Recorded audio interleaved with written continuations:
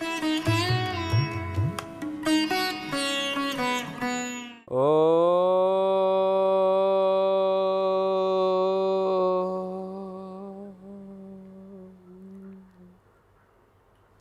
अविभाव समास का अधिकार है।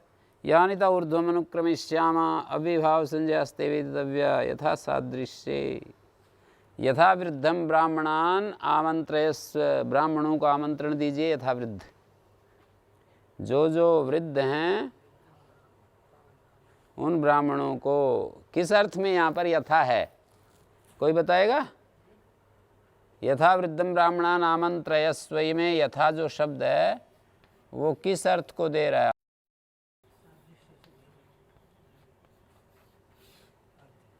विप्सा अर्थ है यहाँ, इसको विप्सा कहते हैं।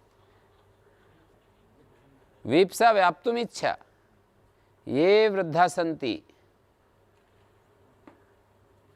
उन ब्राह्मणों को बुलाओ।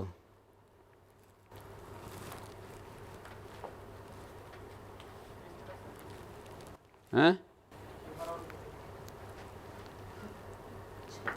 यही है कि यहाँ विप्सा अर्थ है यथा वृद्धम में, यथा शब्द का। ये जो अव्यय होते हैं ना, इनके अपने अपने अर्थ बताए गए हैं। जैसे उप का अर्थ समीप होता है, अधि का अर्थ विषय में होता है। जैसे अधिगुरुकुलम, गुरुकुल के विषय में। अध्यष्टाध्यायी, अष्टाध्यायी के विषय में चर्चा चल रही है। सुमद्रम, मद्र लोगों की समृद्धि।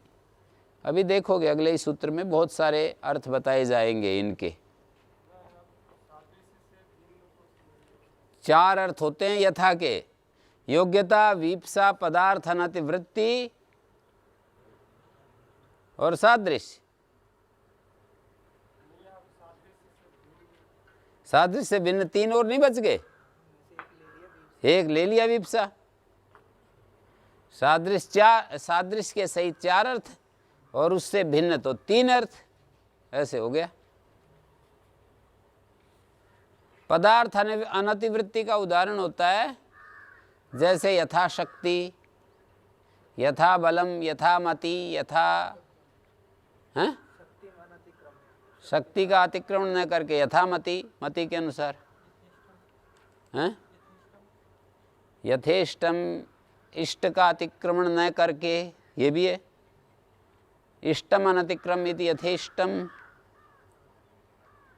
इष्ट का उल्लंघन न करके, यथाशक्ति, शक्ति का उल्लंघन न करके, यथामति, मति का उल्लंघन न करके, यथा बुद्धि, बुद्धि का उल्लंघन न करके।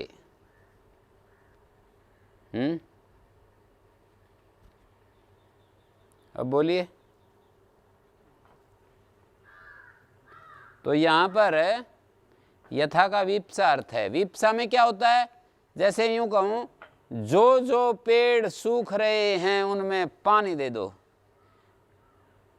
गुण के द्वारा या क्रिया के द्वारा पदार्थों को व्याप्त करने की इच्छा। ये जो मैंने वाक्य बोला, इसमें गुण के द्वारा या क्रिया के द्वारा व्याप्त किया। किसको व्याप्त किया? सूखे पेड़ों को क्रिया के द्वारा व्याप्त किया। जो सूख रहे हैं, जो पेड़ सूख रहे हैं उनमें पानी दे दो।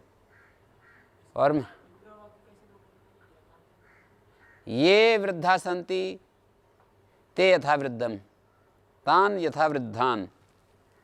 पहली विभक्ति में यथा वृद्धम, दूसरी में भी यथा वृद्धम, तीसरी में भी यथा वृद्धम। ये तो कहीं कहीं पंचमी में लुक नहीं होता है, बाकी तो लुक हो जाता है, सुकवाम हो जाता है। हैं?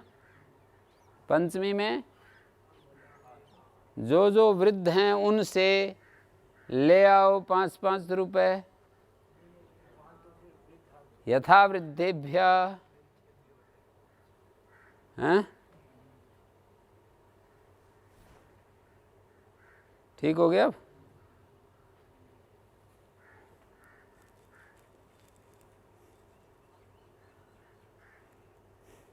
अनवर्थ संज्ञा चेयम, चयम, चेयम। चेयम यदि एक पद हो तो क्या होगा अर्थ? ये 2 पद हैं, चयम, 2 पद में अलग अर्थ। एक पद हो तो क्या करोगे? अनवर्थ संज्ञा चेयम, महती पूर्व पदार्थ। ये महती संज्ञा है ना, जो बड़ी संज्ञा, देखो जो छोटी संज्ञा होती हैं वो रूढ़ी होती हैं, बड़ी संज्ञाएं अनवर्थ होती हैं। एक बड़ा सिद्धांत है ये। पूर्व पदार्थ प्राधान्यम अव्यभावस्य दर्शयति, अव्यभाव समास के पूर्व पदार्थ प्रधानता दिखा रही है।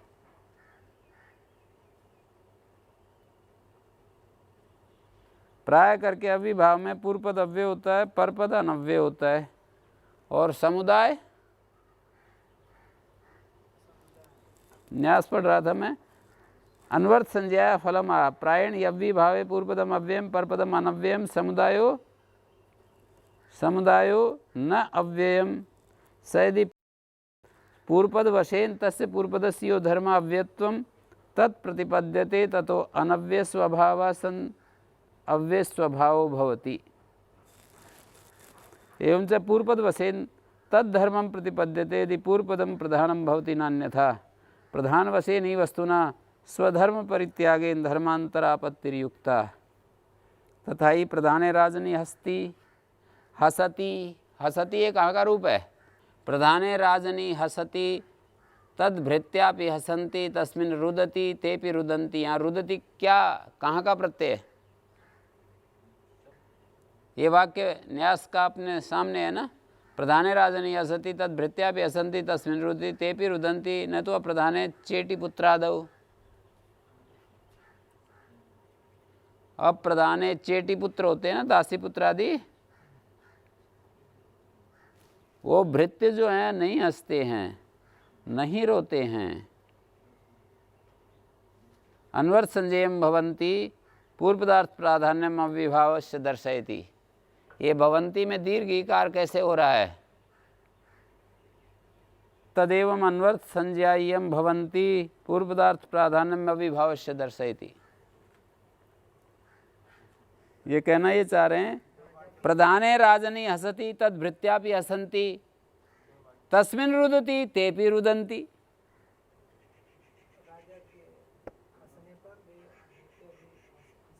ये सप्तमी का एक वचन है, हसति रुदति, क्षत्रिय प्रत्यय का है। यस्य च भावेन भाव लक्षणम सप्तमी हो रही है, हाँ?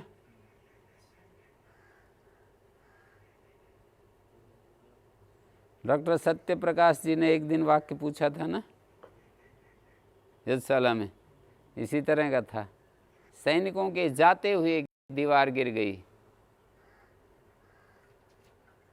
यस्य च भावेन भाव लक्षणम सूत्र लग रहा है।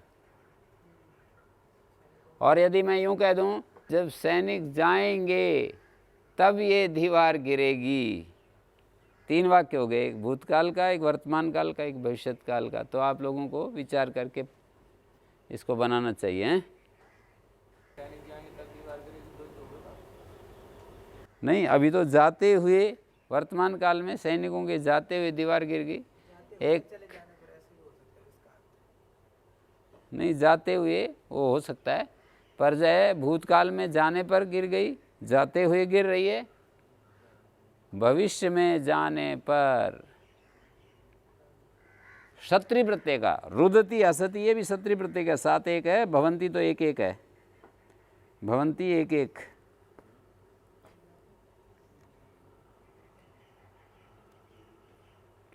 यहाँ पर ध्यान दीजिए जो न्यासकार लिख रहा है, अनवर्थ संज्ञा फलम प्रायण अव्यभावे पूर्वपदम अव्ययम। प्राय करके कहा है, प्राय करके पूर्व पद अव्यय होता है, परपद अनव्यय होता है, समुदाय अव्यय नहीं होगा। अव्यय और अनव्यय का समुदाय क्या होगा? अव्यय नहीं होगा। तो इसके लिए यदि पूर्वपद वशेन तस्य पूर्वपदस्य यो धर्मा अव्ययत्वं तत्प्रतिपद्यते। पूर्वपद वशेन जो पूर्वपदस्य यो धर्मा, पूर्वपद के कारण पूर्वपद का जो धर्म है अव्यत्व, उसको यदि प्राप्त होता है तो अनव्यय स्वभाव वाला होता हुआ अव्यय स्वभाव वाला हो जाता है। अनव्ययम अव्ययम भवति, अनव्यय अव्यय होता है। जैसे यथावृद्धम है, पूर्वपद तो अव्यय है और ये परपद अनव्यय है। और समुदाय, समुदाय तो अव्यय नहीं है। तो यदि ये समुदाय पूर्वपद वश, पूर्वपद के कारण अनव्यय स्वभाव वाला ये जो समुदाय है, यदि अव्यक्त को प्राप्त हो जाए पूर्व पद के कारण तो इसको क्या कहेंगे? अव्ययी भाव कहेंगे। च्वी प्रत्यय हुआ है ना।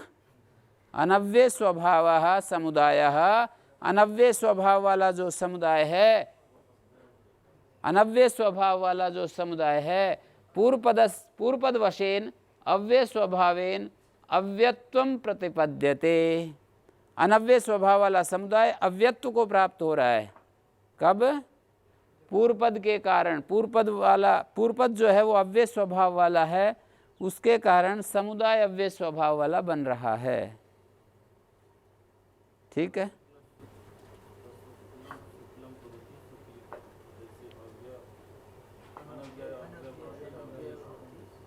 हाँ जी,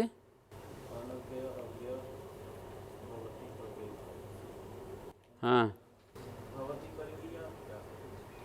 भवती करेंगे,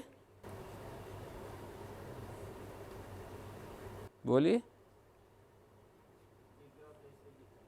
अनव्यय अव्यय संपद्यते स भवती, अव्ययी भाव। हाँ हाँ, तो भवती हो जाएगा,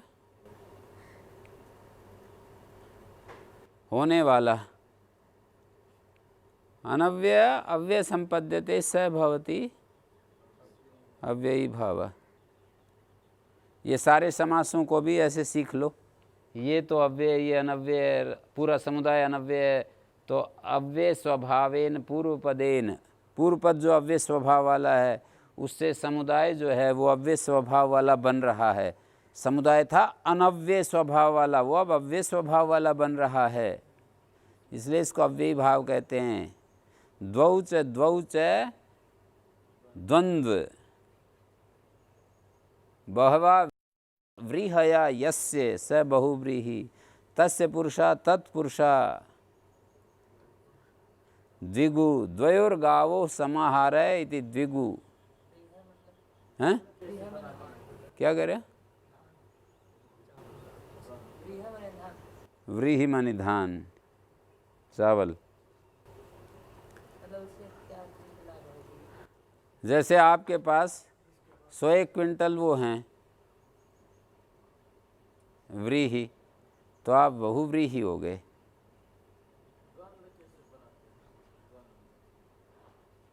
बहुव्रीहि हो गए ना आप, जब आपके पास 100 क्विंटल धान थे।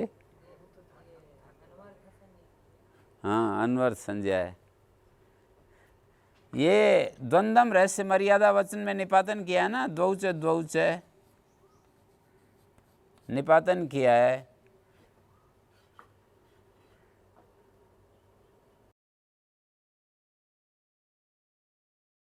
द्वंद्वम रहस्य मर्यादा वचन व्युत्क्रमण यज्ञ पात्र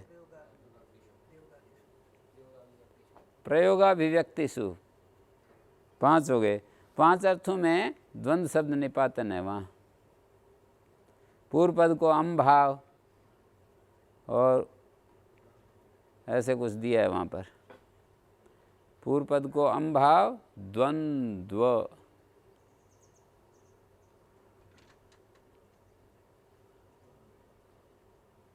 हाँ जी, हाँ उस सूत्र से निपातन किया ना भाई। 8वें अध्याय का 14 नंबर सूत्र देखें।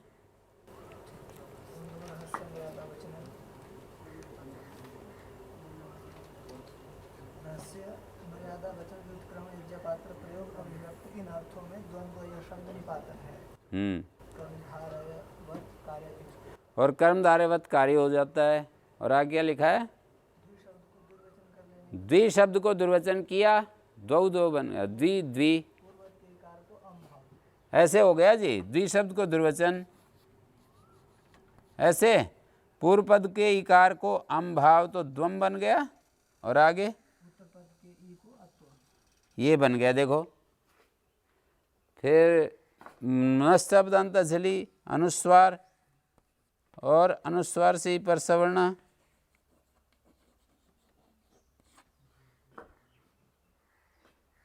ठीक है। पर इसका जो योग रूढ़ी अर्थ है वो च का जो अन्वाचय और समुच्चय, समाहार, इतरेतर योग अर्थ होते हैं ना, उसमें से समाहार और इतरेतर योग अर्थ में ये द्वंद्व समास होता है।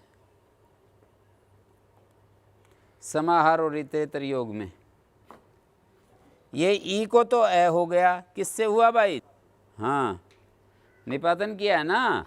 ई को तो अम्भाव, और उत्तरखंड में ई को है नस्तबदंत जली, अनुस्वार, अनुस्वार से परसवर्ण।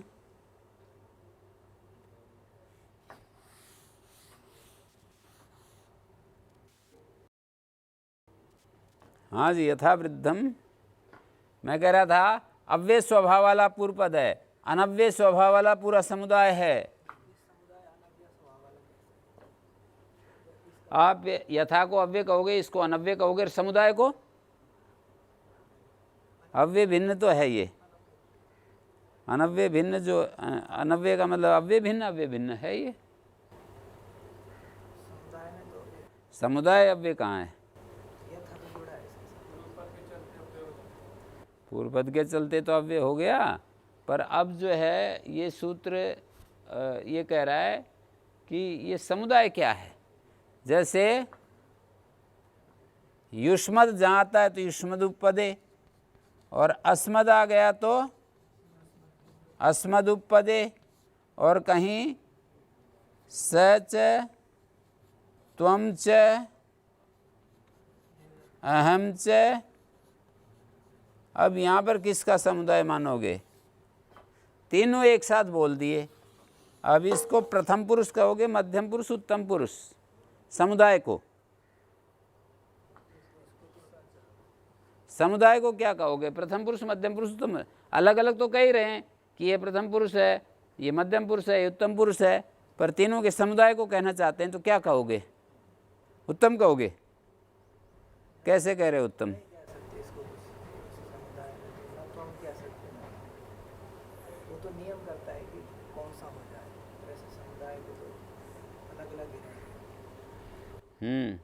इसको जो है प्रथम पुरुष कह सकते हो? ये रहा प्रथम पुरुष, कह सकते हो? नहीं कह सकते। इसको मध्यम पुरुष कह सकते हो? ये रहा समुदाय को। और इसको उत्तम कह सकते हो? नहीं कह सकते।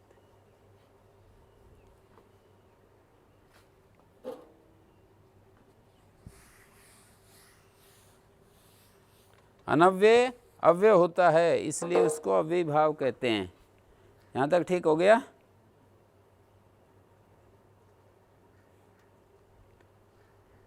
अन्वर्थ संज्ञा चेयम महति पूर्व पदार्थ प्राधान्यम अविभावस्य दर्शयति।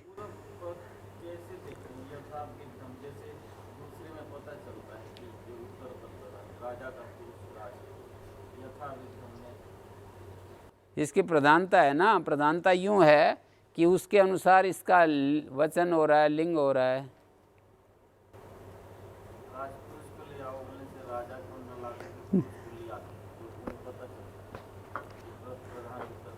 नहीं, वो आप इस तरह से नहीं देख रहे ना।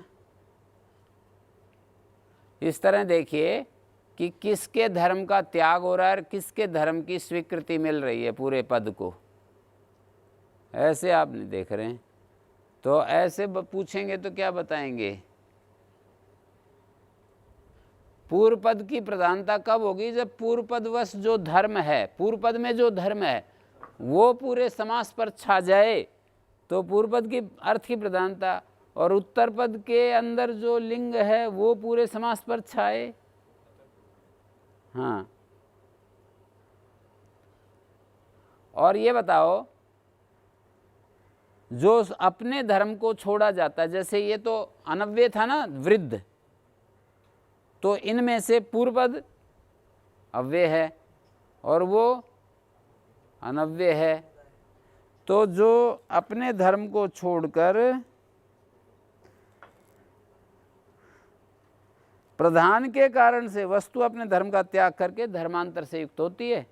प्रधान के कारण से, जैसे राजा प्रधान है, वो हंसने लगे तो उसके नौकर हंसने लगते हैं ना, और अकस्मात राजा रोने लगे तो दूसरे हैं। तो ये जो है पूर्व पद वसेन, पूर्व पद प्रधान के कारण से वस्तु अपने धर्म का त्याग करके धर्मांतर से युक्त होती है। तो अप्रधान, अप्रधान जैसे कोई दासी पुत्र हो रोने लगे तो कोई राजा रोएगा? चेटी माने दासी पुत्र।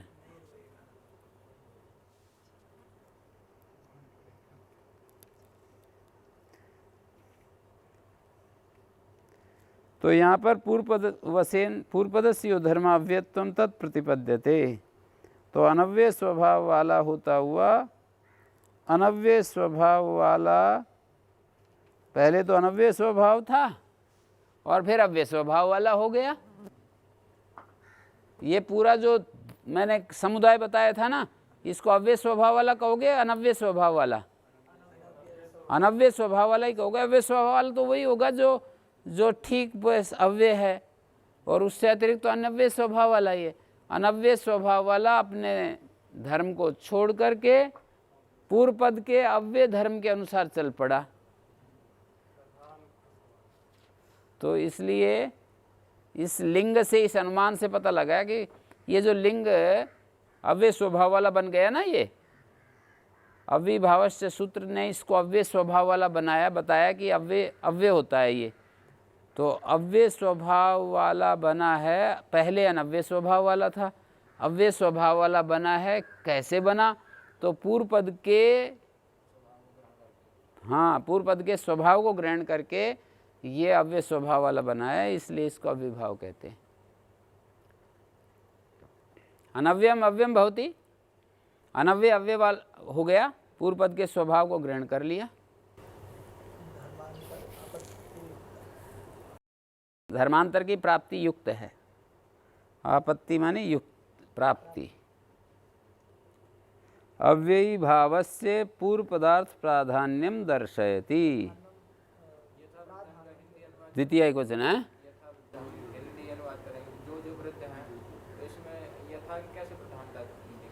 जो हाँ, नहीं, वृद्ध को प्रधान नहीं कहेंगे ना, उस दृष्टि से तो लिंग की दृष्टि से हो गया ना। अविभाव समास का अव्यय संज्ञा होती है, एक दूसरे जगह हमने पढ़ा। अविभाव समास अव्यय संज्ञक होता है, ऐसे पढ़ा ना हमने एक जगह। कहाँ पर पढ़ा है? पहले अध्याय के पहले पाद में पढ़ा है कि अविभाव समास अव्यय संज्ञक होता है। यथा वृद्धम में वृद्ध तो अव्यय नहीं था, यथा अव्यय था।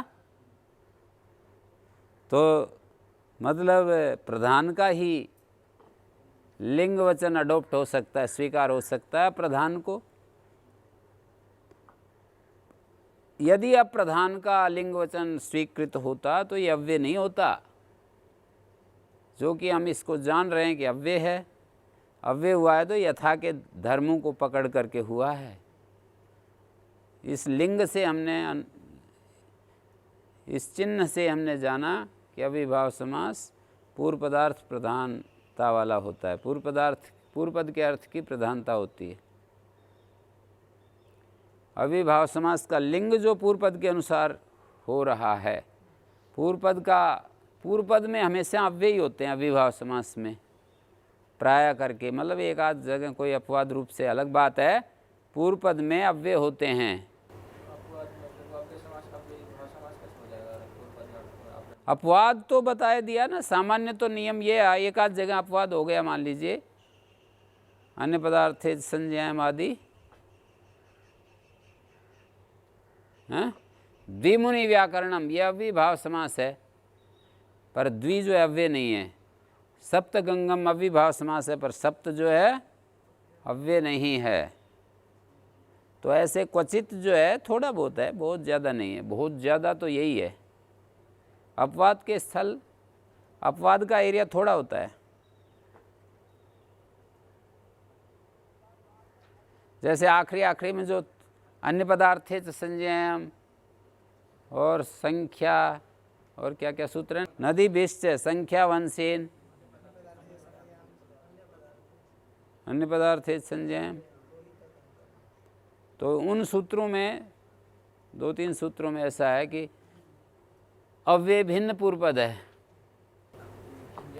समस्त प्रत्यय में मतलब जैसे पता चलता है, पर जैसे हिंदी में अनुवाद करता है उसमें पता नहीं चलता ना। तत्पुरुषा में तो जैसे वो तत्पुरुष समास में तो पता चलता है, राज्य पुरुषा में राज्य। वहाँ प्रधानता अलग ढंग से देख रहे हैं, यहाँ प्रधानता जो है लिंग के आधार पर देख रहे हैं। और कई जगह लिंग की भी नहीं, अर्थ की प्रधानता, जैसे कुंभम, कुंभ के समीप, अधि अष्टाध्यायी अधिगुरुकुलम, गुरुकुल के विषय में हैं। हाँ, अर्थ की दृष्टि से देख लिया। उपकुंभ माने कुंभ के समीप, यहाँ समीप अर्थ की प्रधानता है ना। और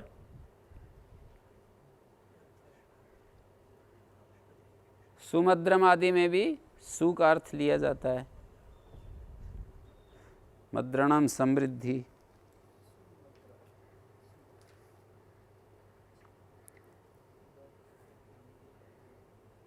भावा में न प्रत्यय कर्ता कारक में है।